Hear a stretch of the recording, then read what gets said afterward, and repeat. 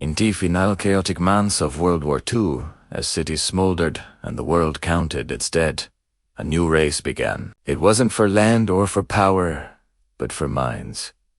Deep beneath the ashes of the Third Reich lay a hidden network of scientists and engineers who had spent years pushing the boundaries of rocketry, medicine, and weapons technology afon. Through horrific means, these were the architects of Germany's wartime science machine, the very people whose innovations powered V-2 rockets, jet engines, and technologies decades ahead of their time. As the Allies marched toward victory, a chilling question haunted American military leaders.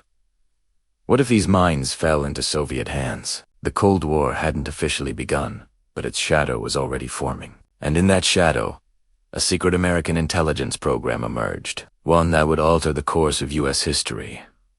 Its name was Operation Paperclip, a classified effort to extract more than 1,600 German scientists, deeply entangled with the Nazi regime, and bring them to the United States under new identities and new loyalties. What followed became one of America's most controversial, morally tangled, and strategically pivotal operations, shaping modern warfare, space exploration, and the technological supremacy of the United States. To understand Operation Paperclip, we have to go back to 1945. Germany had collapsed, and Allied troops were discovering vast underground bunkers filled with blueprints, prototypes, and weapon systems the world had never seen before. They found rocket engines capable of reaching the edge of space, and flying wing aircraft that looked like modern stealth bombers. They also found medical data, some of it gathered through unethical experiments that would later become central to war crimes trials. Among these discoveries was the V-2 rocket program, led by the brilliant yet controversial Wernher von Braun. His genius in rocketry was undeniable, but his wartime affiliations tied him directly to the Nazi regime and the As American officers studied these technologies, a stark realization settled in. The next war wouldn't be fought by armies, it would be fought by scientists.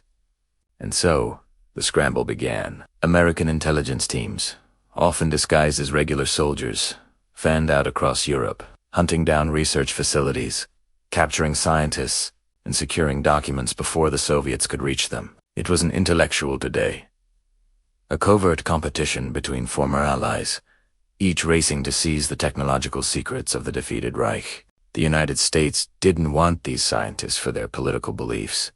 It wanted their knowledge. The government believed that if America didn't claim them, the Soviet Union would, and the balance of global power would tilt forever. But there was a major problem. Many of these scientists had been involved, directly or indirectly, in war atrocities, or had actively supported Nazi ideology. Bringing them to America would create enormous moral, legal, and political dilemmas.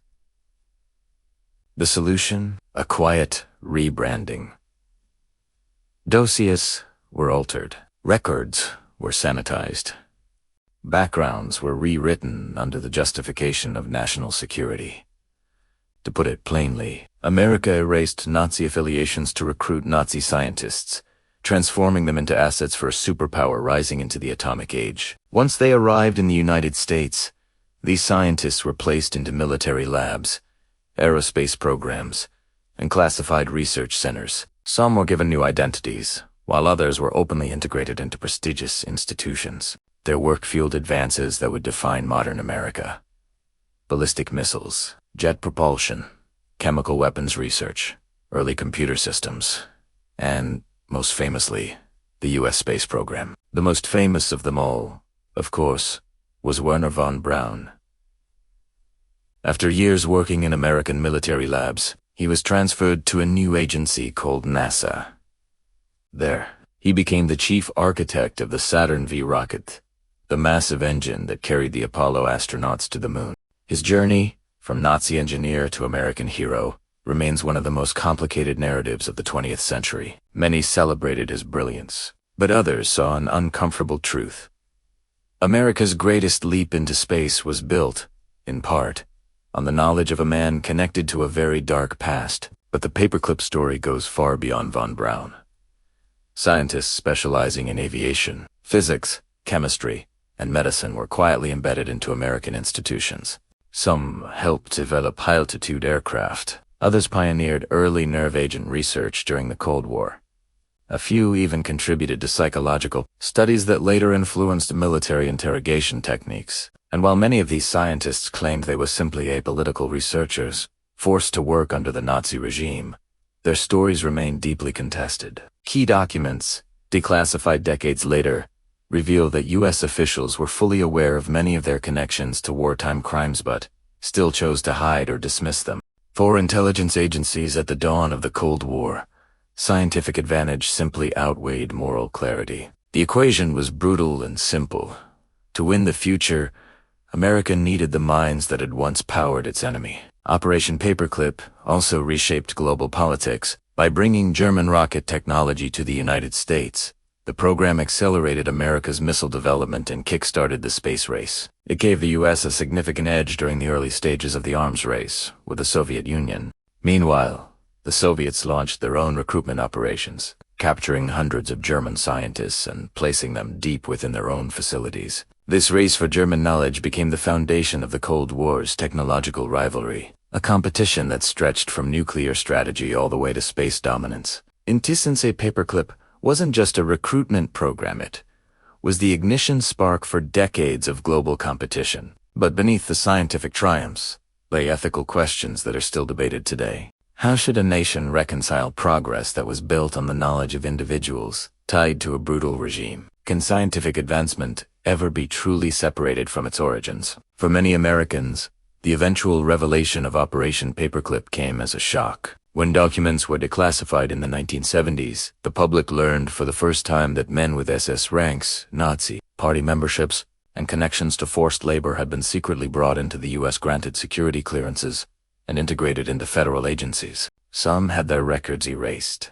Others were protected from deportation, and yet almost none were ever fully held accountable for their wartime roles. Supporters of the program argued that these scientists had surrendered, cooperated, and provided knowledge that was crucial for winning the Cold War. Critics argued that America had sacrificed its morality for power. The truth, as it often does, sits uneasily somewhere in between. Today, Operation Paperclip represents one of the most complex chapters in U.S. history, a story where science, war, morality, and national survival collided in ways that defy simple judgment. Its legacy is written all across America's technological landscape. The rockets that launched our satellites, the systems that shaped our defense strategy, the research that propelled the country into the modern age all carry faint traces of a decision made in the ashes of a global conflict. This story forces us to confront uncomfortable truths. That nations often make choices, not out of purity, but out of necessity.